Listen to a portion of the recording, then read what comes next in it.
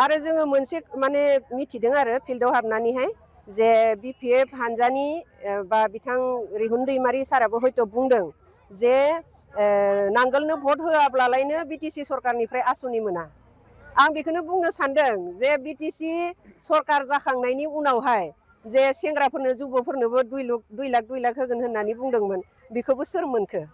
आरो मा आसनि होबावनो अरुनदय आसनियाबो जोंहा स्टेटनि आरो ओमफ्राय उद्यमिता आसनियाबो स्टेटनि माने आइजोफोराबो दिनैनि दिनाव रावबो मिथियै गैला आरो मिथिबायना गासैबो मिथिजोबखादों बुजिजोबखादों सेल्फ हेल्प ग्रुपनिफ्राबो आं बेखौनो खावलायनो नामायो जोंनि बिमाफोरखौ दिनै अरुनदय दानजानायनि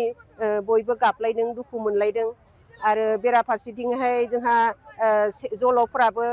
जेनेबा 2 लाख थाखाखौ होननानै बिथांमोना बुंदोंमोन बेखौबो मोननो हायासै खिन्थु दिनै जोंहा साननैल'सो आं बेखौनो जोंनि बिमाफोरनिसिम गुरै खावलायनाय बा रायजोफोरनिसिम गुरै खावलायनो नामायदों जाहाथे बे बाराव अननानै बिथां दिपेन बर' सारनो ट्रेक्टरनि सुबियावनो भट होगोन होननानै जोङो माने आसा लाखिदों आरो बयबो माने बेबायदिनो भटखौ होलायगोन होननानैबो आसा लाखिदों आरो बिथाङा देरहाखागोनबो आरो